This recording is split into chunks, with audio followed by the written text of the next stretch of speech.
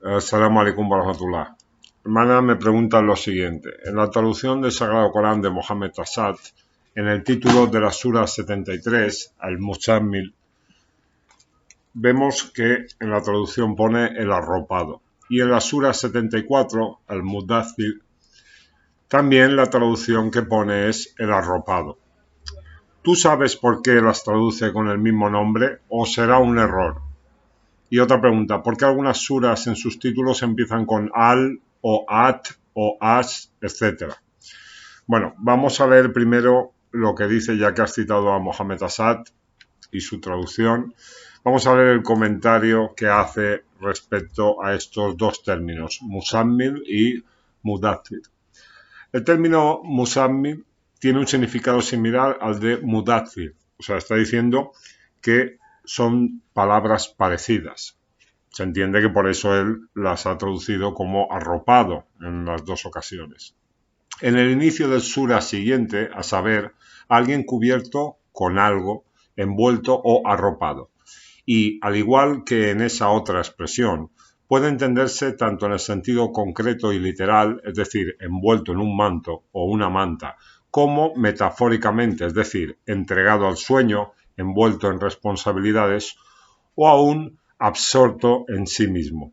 Sobre el término mudaththir, dice que significa el que está cubierto con algo o arropado en algo. Y todos los filólogos señalan que el verbo dazara, del que se deriva este sustantivo participial, puede tener un sentido tanto concreto como abstracto. La mayoría de los comentaristas entienden la frase «oh tú, arropado» en su sentido literal y concreto y deducen que se refiere a la costumbre del profeta de cubrirse con un manto cuando sentía próximo el inicio de una revelación. Rashi pone de relieve, sin embargo, que este apelativo puede haber sido usado metafóricamente en alusión al intenso deseo de soledad de Mohammed antes del inicio de su misión profética. Y esto explicaría, según Rashi, este apóstrofe antes de ser exhortado: levántate y advierte, es decir, abandona ahora tu soledad y preséntate ante el mundo como predicador y advertidor. Qué listo que era Rashi, subhanallah, mashallah. Bueno, vamos al primer término, en 73.1, muzammil. El sentido básico que encontramos en los léxicos es quien lleva una carga, quien lleva sobre sí un peso. Si nos vamos a las letras que forman la raíz, vamos a entender lo siguiente. Zai está relacionado con separación o una parte.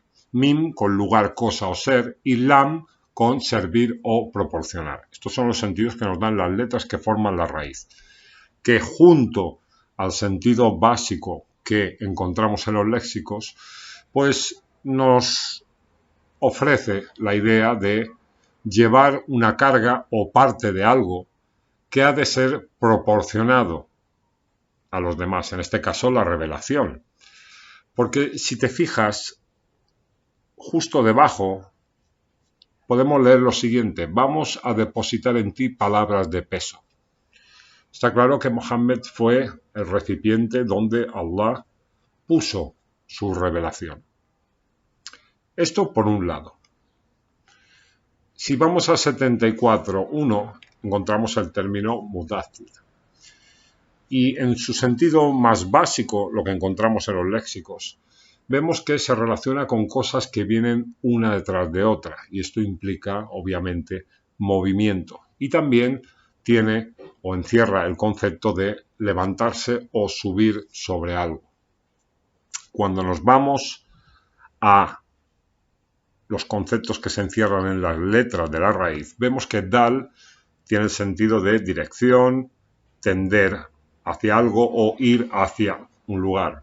Za está diciéndonos que tiene que ver con relación, con afiliación, con par. Y ra siempre con orden, comando, precepto. Claro, cuando tomas la información de los léxicos y del sentido básico que nos proporcionan las letras que forman la raíz, entendemos que se está hablando de dirigir al camino del precepto, de la orden, del mandato de Allah. Por eso lees más abajo en la sura, levántate y advierte. ¿Qué significa?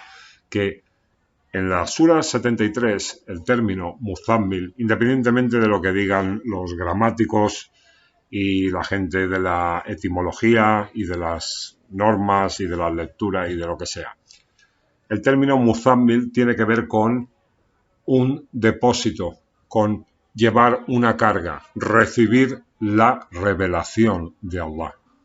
Y en 74.1, Mudaththir tiene que ver con ya levantarse y advertir, dirigir a la gente ya a esa revelación que el profeta ha recibido. Uno significa recibir y el otro ponerse en marcha, hermana. ¿Vale? Luego me dices por qué algunas suras en sus títulos empiezan con al, at o as, etc. Bueno, primero de todo, las suras no tenían nombre. En los manuscritos más antiguos no encontramos ningún nombre en las suras. Pero lo que se ha hecho con el tiempo es tomar una palabra que se entiende que es clave en el capítulo y ponerla como el nombre de esa sura. Bien, todo esto al, at o as es lo que en español se podía entender como el artículo el o la. Por ejemplo, te voy a explicar algo. Cuando tú lees Ar-Rahman, claro, en árabe en el texto dice Al-Rahman, pero por la recitación, por las normas gramaticales y todas estas cosas que a mí me interesan muy poco, te dicen que no se pronuncia este lam, que tú tienes que decir Ar-Rahman, ¿vale? Por ejemplo, cuando vamos al Sura 95, dice Wa'al-Tini, pero tú encuentras en la traducción o en la forma de leerlo At-Tini, porque es la T la que está en medio. Por ejemplo, en la Sura 93, Ad-Duha, pero en el texto pone Wal-Duha. O en Sura 91, Ash-Shams, Ash-Shams, pero en árabe dice Wa'al-Shams. Una cosa, cuando lo encuentras, por ejemplo, en alguno de los atributos de Allah o en algo relacionado con Allah, por ejemplo, cuando lees Rabbi al-Alamin, esto no significa mundos, esto es un sentido secundario que se le da. Ilm significa conocimiento. Entonces, cuando dice Rabbi al-Alamin, está diciendo el Señor del conocimiento absoluto. Cuando se refiere a Allah, implica el todo, el conjunto de una cosa, lo absoluto, que nos, digamos, define el sentido del término. Es la totalidad. Por eso Rabbi al-Alamin significa que Allah es el Señor del conocimiento absoluto, de todos los conocimientos. No se le escapa nada. Barakallahu fik, hermana, y assalamu alaikum wa rahmatullah.